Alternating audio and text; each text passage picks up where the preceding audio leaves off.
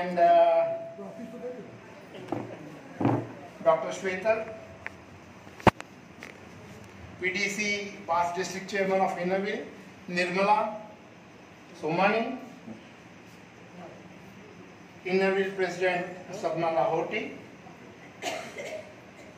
and Rotactors, incoming president Navnath and Gaurav.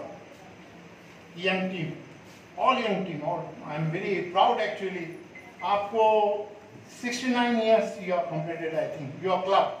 But you have got very young team, so give a big hand to our incoming team. I wish you all success. Congratulations to you and to your team. I am very much sure एक नई जान भर देगा अपने club में. दोस्तों, today my theme is art of giving, not art of living, art of giving. देने की कला. क्या होती है देने की कला? We started Rotary for two reasons. One is friendship and second is service. दोस्ती और सेवा. इसके लिए हम लोग एक जगह है, सब रोटेरियंस. और इसीलिए what is the motto of Rotary? Rotary का मोटो जो है service about self. We have got two mottos, service about self and second motto is one profits most who serves best. ये दो मोटो है. Friends, our past ALA president from India, Shekhar Mehta, what he said, he has given very good message. What did he say? Service is the rent we pay. Service is the rent we pay for the space we occupy on this earth. हम जो पृथ्वी पर जो जगह पकड़ के बैठे हैं, इसका भाड़ा देने के रूप में हम सेवा करते हैं.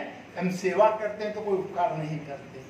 ये हम किराया दे रहे हैं अपने जीवन का, जो हम पृथ्वी में जगह पकड़ के रखी. कर्तव्य का भाग है. रोटरी हमें क्या सिखाता है? रोटरी हमें सिखाता है देना. हम क्या देते हैं रोटेरियंस?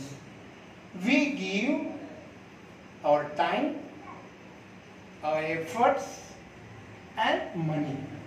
हम लोग श्रम देते हैं, हम लोग समय देते हैं, हम लोग यथाशक्ति धन देते हैं. आज के जमाने में सबसे बड़ा दान मेरे हिसाब से कोई है, समय दान. समय किसी के पास नहीं है, हमारे पास सब बिजी है. I am very busy.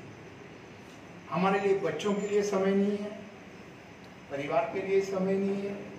फिर भी रोटरी में आके हम समय देते हैं. दान है, समय दान. ये हमको रोटरी सिखाता है देना.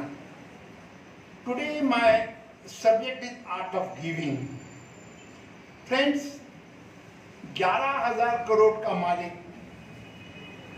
रेमंड शोरूम का मालिक, 11,000 करोड़ का मालिक Vijaypat Singhania, 85 years old man, उसके बेटे गौतम सिंघानिया ने उसको प्रॉपर्टी से बेदखल कर दिया. आज 85 साल का बूढ़ा, 80 साल की बूढ़ी एक 2 कमरे के किराए के घर में रह रहे हैं. आपने डॉक्टर वलशंकर का नाम सुना होगा, शोलापुर के. 40 साल तक he was the very leading practitioner neurology के शोलापुर. पेपर में हेडलाइन आई थी, उसमें लिखा था कि उसने 15 साल पहले 150 करोड़ रुपए म्यूचुअल फंड के अंदर इन्वेस्ट किए हैं, जिसके आज के घड़ी कम से कम 300 करोड़ तो हो गए. तो 300 करोड़ उसके बैंक में पड़े हैं और बाकी कितना पता नहीं है. ऐसा आदमी पारिवारिक कलह से आत्महत्या कर दिया उसने. भैयू महाराज, इंदौर के भैयू महाराज, जिसके लाखों फॉलोअर्स हैं, लाखों भक्त हैं. Abhijeet, I am sorry. अरे यार, इतना अच्छा परिचय दिया तुझे मेरा. Thank you, so kind of you. दोस्त रहता तो ऐसा ही होता है, वो दिल खोल के परिचय देते रहता है. Thank you. भैयू महाराज, लाखों फॉलोअर्स, पारिवारिक कलश में उसने आत्महत्या. हमारे लातूर का एक सीईओ म्युनिसिपालिटी का आईएएस ऑफिसर आत्महत्या करने के लिए गोली मार ली, उसको इमरजेंसी में पुनः शिफ्ट करना पड़ा। कहने का तात्पर्य इस जीवन में ना पैसा काम आता है, ना पद काम आता है, ना शोहरत काम आती है। काम आता है तो हमने की हुई सेवा और इस सेवा से मिला हुआ आशीर्वाद, यही जिंदगी में काम आता है। और इसीलिए संस्कृत का एक सुभाषित है जो कहता है, धनादि भूमौ पशावष्ट गोष्ठे भार्या गृहद्वारे जन स्मशान देहश्चित्तायाम परलोक मार्गे कर्मानुगो गच्छति जीव एकः। पहले बैंक नहीं थे, पैसे छुपाने के लिए जमीन में गाड़ के रखते थे। जमीन में गाड़ा हुआ धन जमीन में रह जाएगा, अपने पशु गोटे तक आके रुक जाएंगे। अपनी पत्नी जिसमें बहुत प्रेम है दरवाजे तक आके रुक जाएगी, अपने सगे संबंधी मित्र परिवार स्मशान तक आके रुक जाएंगे। ये शरीर जिस पे हमको बहुत प्रेम होता है, ये शरीर चिता तक आके रुक जाएगा। अंत में हमारे किए हुए अच्छे कर्म और उससे मिला हुआ आशीर्वाद ही हमारे साथ आएगा, ये संस्कृत सुभाषित कहता है। दोस्तों, एक सेमिनार चल रहा था। सेमिनार के अंदर एक पार्टिसिपेंट ने उठ के पूछा एंकर को कि सर हमेशा जिंदगी में खुश कैसे रहे, कभी दुखी नहीं हो। क्या डॉक्टर है कुछ डॉक्टर खुश कैसे रहे? तो उसने कहा एक काम करो, 50 लोगों का ग्रुप था, मोटिवेशनल स्पीकर था, तो उसने क्या किया, हर एक को एक गुब्बारा दिया, बलून। उसने कहा हर एक में इस पे नाम लिखो अपना, उस कमरे में जाके डाल दो। सब लोगों ने अपना नाम लिखा। यार तुम बैठो, खड़े भी हैं, बैठो बैठो तो बैठो। तो कमरे में डाल दिया। 5 मिनट बाद उसने कहा एक काम करो, जाकर अपना अपने नाम का गुब्बारा ढूंढ के लो, जो सबसे पहले आएगा उसको फर्स्ट प्राइज। सभी लोग एक साथ में भागे। 5 मिनट दिए थे, उस कमरे में अफरा तफरी मच गई। हर कोई गुब्बारा उठा रहा, ढूंढ रहा अपने नाम का। 5 मिनट हो गए, सब बाहर आए, किसी के हाथ में गुब्बारा नहीं था। तब एंकर ने कहा एक काम करो, वहां जाओ शांति से, जो गुब्बारा हाथ में आया उठा लो, जिसके नाम का उसको दे दो। सब लोग चले गए, शांति से उठाया गुब्बारा, इसके नाम का उसको दिया। 3 मिनट के अंदर सब आ गए वापिस बाहर। तब उसने कहा देखिए, यही आपके सवाल का जवाब है, जिंदगी में खुश कैसे रहे। जिंदगी में खुश मैं खींचने से, अपनी खुशी के लिए दौड़ने से नहीं मिलेगा। दूसरे को खुशी देना शुरू करो, तुम्हें खुशी अपने आप मिलेगी। दूसरों को खुशी, दूसरों को इज्जत दो, तुमको इज्जत मिलेगी। दूसरे को प्रेम दो, तुमको प्रेम मिलेगा। दूसरों को खुशी दो, तुमको खुशी मिलेगी। देना सीखो। दोस्तों, मैंने भगवान से एक बार पूछा कैसे होती है आपकी पूजा। भगवान ने कहा तू मुस्कुरा और उनको भी मुस्कुराने दे, बस हो गई मेरी पूजा। खुश करो, दूसरों को खुश करने की कोशिश करो। Friends, do you know what is win-win condition? Win-win condition, when we know the sunflower always faces to sun, but when there are clouds, that time where do they face? That time they face each other. The sunflower, when there are clouds, they face each other. Decades of research, biological research, proved that the sunflowers not only get energy from sunlight, but they store energy with them. And when there are clouds, that time they face each other and they share energy with each other. सूर्य फूल जो होता है, सूर्य की तरफ देखता है, उसमें से energy लेते रहता है। बादल आने के बाद एक दूसरे को देखते हैं और एनर्जी शेयर करते हैं। जिसके पास ज्यादा एनर्जी है वो कम एनर्जी वाले को एनर्जी देते रहते हैं। तू भी जी, मैं भी जी। ये बात जब सूर्यकुल को समझते तो आपको मुझे क्यों नहीं समझ? समाज में ऐसे कई घटक हैं जो हमारे इतने भाग्यशाली नहीं है, क्यों हम उनके लिए कुछ न सोचें? क्यों हम उनको देने का कभी कुछ दिमाग में न लाए? ये हमको देखना बहुत जरूरी है। Friends, Alfred Nobel was a chemist. वो स्वीडन का केमिस्ट था, स्वीडिश केमिस्ट। उसने एक शोध लगाया डायनामाइट का। डायनामाइट का शोध लगाने के बाद उसने वो कंस्ट्रक्शन के लिए शोध लगाया, लेकिन उसका मिसयूज शुरू हो गया। सेना में उसका यूज शुरू हो गया, सैन्य में लाखों लोग उससे मारे गए डायनामाइट से। एक बार अल्फ्रेड नोबेल का भाई मर गया। उसका भाई मर गया तो लोगों को लगा कि वो मर गया, तो हेडिंग पेपर में क्या आया? मौत के सौदागर की मौत। क्या हेडिंग था? मौत के सौदागर की मौत। अल्फ्रेड नोबेल ने जब हेडिंग देखा, इसको इतना दुख हुआ, मेरे बारे में लोग क्या सोच रहे हैं, मुझे मौत का सौदागर बोल रहे हैं, मैं सबको मार रहा हूँ। बहुत दुख हुआ। करोड़ों की अब्जों की प्रॉपर्टी उसने ट्रस्ट बना के डाल दी उसमें अच्छे काम में लगाने के लिए।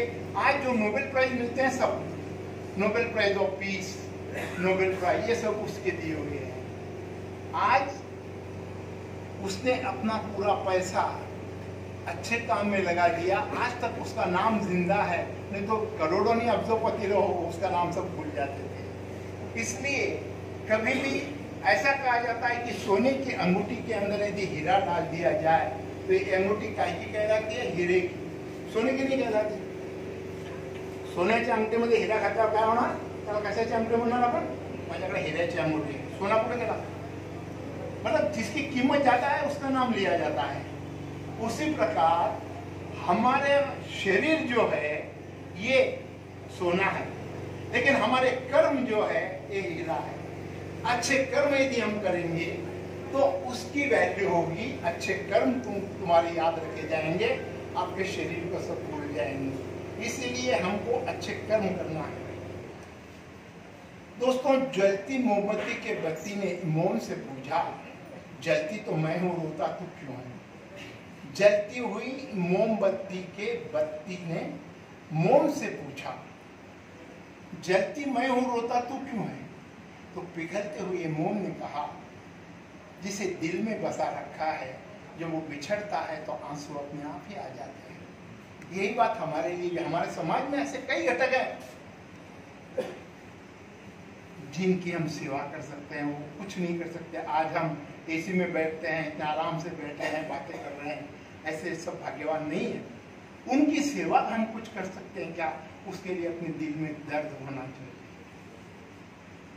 आप जीवन में योगी बनो या न बनो, उपयोगी अवश्य बनना, इतना हमको ध्यान रखना है। फ्रेंड्स, रॉनी वेल नाम की ऑस्ट्रेलिया की एक नर्स थी। उसने इंटरव्यूज लिए मरते हुए आदमियों के, जिसको कैंसर 3rd स्टेज में था, जिसको मालूम है मैं 1-1.5 महीने में मरने वाला हूं, उसके इंटरव्यूज लिए 1000 लोगों के। और उसमें एक क्वेश्चनर तैयार किया कि आपको जिंदगी में किस बातों का पश्चाताप है। फिर सबके इंटरव्यू के बाद उसने 5 मुख्य उसमें के प्रश्न के उत्तर निकाले और एक किताब लिखी उसने। उसका नाम था 5 top regrets of dying. 5 top regrets of dying, ये किताब लिखी रॉनी वेल ने। मरते हुए आदमी के 5 मुख्य पश्चाताप। सबसे पहला पश्चाताप क्या था उसमें, उस किताब में? सबसे पश्चाताप ये था, मैंने जिंदगी में अपने दिल की बात कभी सुनी नहीं, हमेशा ये सोचता था लोग क्या कहेंगे। सबसे बड़ा रोग, क्या कहेंगे लोग, सबसे बड़ा रोग क्या कहेंगे लोग, इसलिए मेरे दिल का कभी सुना ही नहीं। ये मेरा सबसे पहला पश्चाताप। दूसरा पश्चाताप था, why I work like a donkey in my life. मेरे जीवन में गधे की तरह हमेशा काम क्यों करता रहा हूं। तीसरा पश्चाताप था, मैंने अपने परिवार के लिए या मित्रों के लिए समय क्यों नहीं दिया। अपने मित्र परिवारों के लिए, अपने परिवार के लिए समय दो। सिर्फ पैसों के दौड़ में भागो मत, उनके लिए भी समय दो। ये उसका पश्चाताप लिखा हुआ आज हम सुन रहे हैं तो आज हम जाग जाएंगे, ताकि कम से कम मरते समय अपने को पश्चाताप न हो इस बात का कि मैंने समय नहीं दिया। लेकिन क्या होता है, क्योंकि आज की युवा पीढ़ी जो है ना, आज की युवा पीढ़ी भाग रही है। मैं कई कॉलेजेस में जाता हूँ, मेरे स्पीच होते हैं, क्या मैडम, बहुत से कॉलेज में जाता हूँ, वहां देखता हूं तो मैं यही बात बोलता हूं कि आज की युवा पीढ़ी भाग रही है करियर के पीछे। My career. What is your career? पैसा ही ना। अल्टीमेटली क्या होता है करियर? प्रोफेसर साहब, करियर किसको बोलते? मेरा करियर होना अच्छा होना चाहिए, फ्यूचर का पैसा पहले, फिर सब। तो करियर जो होता है, मेरा एक दोस्त का लड़का अमेरिका में है, बड़ी पोस्ट पर है, इंडिया आया था। मैंने उससे पूछा, बेटा 35-36 साल की उम्र हो गई, शादी नहीं करना है क्या? तो बोला, अरे अंकल, आप तो रोटरी के गवर्नर थे, आप ऑर्थोडॉक्स जैसे बात करते हैं। बोला, क्या हो गया? शादी की क्या जरूरत है? Living relationship is allowed. क्या जरूरत है लिविंग रिलेशनशिप? मैं बोला, फिर तो जो बच्चे वगैरह सब आगे कब सोचेगा, उसका प्लानिंग कब करेगा? बच्चों की क्या जरूरत है? वो तो हमारे रुकावट है हमारे डेवलपमेंट के अंदर। They are obstacle in my progress. We don't want kids. मैं क्या करेगा फिर? गोद ले लेंगे ना किसी को। ये समझ हो रही है। और इसीलिए एक शायर ने बहुत अच्छा लिखा था, वो मैं शायरी आपसे शेयर करूंगा। अनिल जी, माड़ेकर साहब, एक एक शब्द महत्व का है उस शायरी का। कभी इसमें वो शायर लिखता है, मैंने हर रोज जमाने को बदलते देखा है, उम्र के साथ जिंदगी को ढंग बदलते देखा है। मैंने हर रोज जमाने को बदलते देखा है, उम्र के साथ जिंदगी को ढंग बदलते देखा है। वो चलते थे तो शेर के चलने का होता था गुमान, उनको भी पांव उठाने के लिए सहारे को तरसते देखा है। जिनकी नजरों की चमक देख सहम जाते थे लोग, उन्हीं के नजरों को बरसात की तरह रोते देखा है। जिनके हाथों के जरा से इशारे से टूट जाते थे पत्थर, उन्हीं के हाथों को पत्ते की तरह थर-थर कांपते देखा है। ये जवानी, ये ताकत, ये दौलत, ये शोहरत सब खुदा की इनायत है। इनके रहते हुए भी इंसान को बेजान हुआ देखा है। हो सके तो किसी के काम आओ, हो सके तो किसी को खुश करो। जिंदगी में गम देकर आखिर खुद को रोते तो हजारों को देखा है। अपने जिंदगी में ये बात कितना भी आज मैं स्ट्रांग हूँ, ये हूँ उम्र के साथ, लेकिन सब खत्म हो जाता है। उठना बैठना मुश्किल हो जाता है, चलना मुश्किल हो जाता है, फिर हम कुछ भी नहीं कर सकेंगे। आज ही समय है कुछ हम कर सके तो। आज के समय का सदुपयोग करो, आर्ट ऑफ गिविंग, देने की खुशी समझो।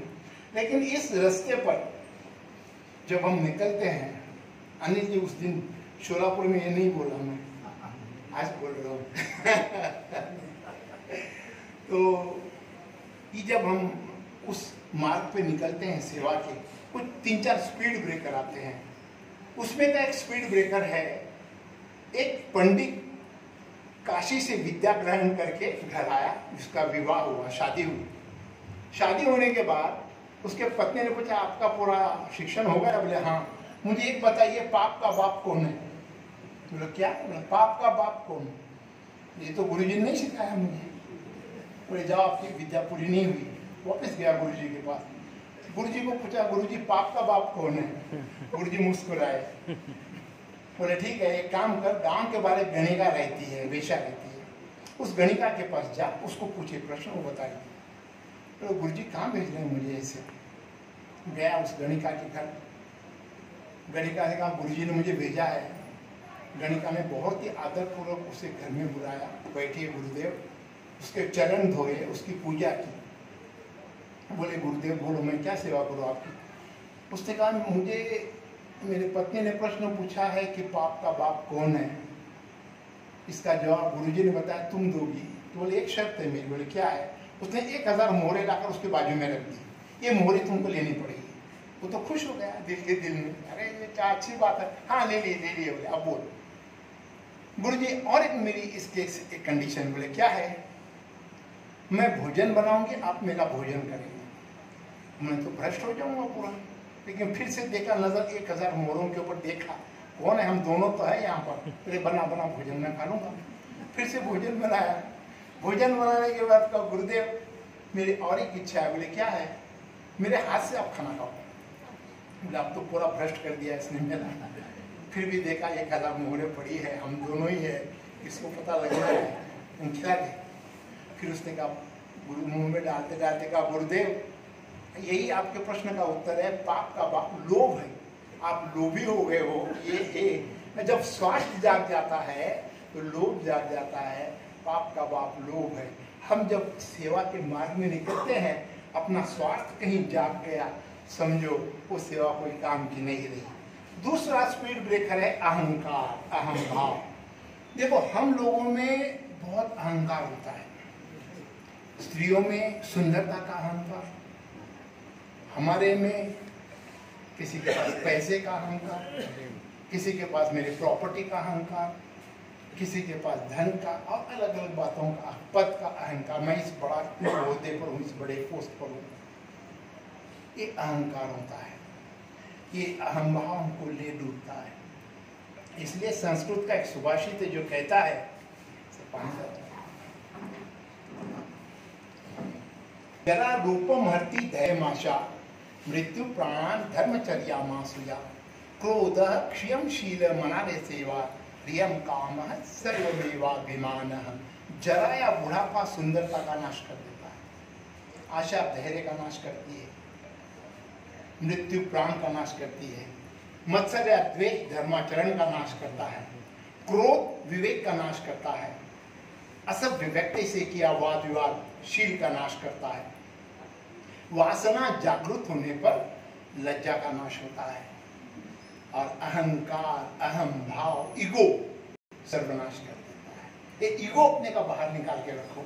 जब हम सेवा को निकलते हैं, एक कॉकपिट के बाहर लिखा था एरोप्लेन के अंदर, keep your worries out of cockpit. वो पायलट के लिए लिखा था, keep your worries out of cockpit. उसी तरह keep your ego out of this hall. जब हम सेवा के मार्ग को निकलते हैं, घर में छोड़ के आओ अहंकार, ये अहम भाव अपने को सबको, ये बड़ा सब हमको रोकता है। और तीसरी बात जो है, झूठा दिखावा। हम लोग झूठा दिखावा ज्यादा करते हैं, मन में से सेवा करो। झूठा दिखावा ये पतन का काम करता है, ये नैतिकता का पतन है। एक राजस्थान का राजा था, 60 साल का हुआ। राजस्थान को राजा हो 60 साल को ही क्यों? तो उसने क्या किया कि सबको बुलाया अपना सेलिब्रेशन के लिए, सब राजाओं को, राजकुमारों को। दिन भर सेलिब्रेशन चला, उनके गुरु भी आए उस दिन, गुरु जी को भी बुलाया, सबको बुला के उत्सव चला दिन भर। रात के समय जब गुरुजी वापस जाने लगे तो गुरुजी आप रुक जाइए मेरे लिए। क्यों? बोले हमारे एक नर्तकी है, बहुत अच्छा नृत्य करती है, आज की रात उसका नृत्य देख के चले जाओ। गुरुजी रुक गए। रात में नृत्य शुरू हुआ, नर्तकी बहुत अच्छे नृत्य कर रही थी। रात के 3 बजे उसका जो तबला बजाना रहता, नींद आने लगी उसको। राजस्थान की बात है तो उसने उसको एक बात कही राजस्थानी में, क्योंकि तबला गलत बजाने लगा था नींद में। उसको कहा, घनी गई थोड़ी रही या में पल पल जाए। घनी गई वो तो रात बीतने पाई, थोड़ी बची है अभी, घनी वो तो बहुत। घनी गई थोड़ी रही, रात पूरी बीतने को आ गई, थोड़ी बची है, या में पल पल जाए, थोड़ी देर निकल जाएंगे ये समय। थोड़े पलक के कारण काहे कलंक लगाए। क्यों कलंक लगा रहा है मुझे? तो राजा नाराज हो जाएगा, गलत क्यों बजा रहा है? तो वो जाग गया, बजाने लगा। लेकिन ये बात सुनते ही उसके गुरुदेव उठ के खड़े हुए, उस नर्तकी के पास गए, उसके पैर करके खड़ा हुए। उसके बाद कोई मोहरे थे उनके जिसके पैरों में। इतने में राजकुमार दौड़ते आया, उसने अपना मुकुट निकाल के उसके चरणों में रख दिया नर्तकी की, और पैर पड़े उसके। फिर बाद में जितने में राजकुमारी दौड़ते आई, वो राजकुमारी दौड़ते आके उसने 9 लाख का हार निकाला, अपना 9 लाख, और उसके चरणों में रख दिया। पूछा कि राजा परेशान हुआ है, क्या चल रहा है सब? राजा ने पूछा क्या चल रहा है?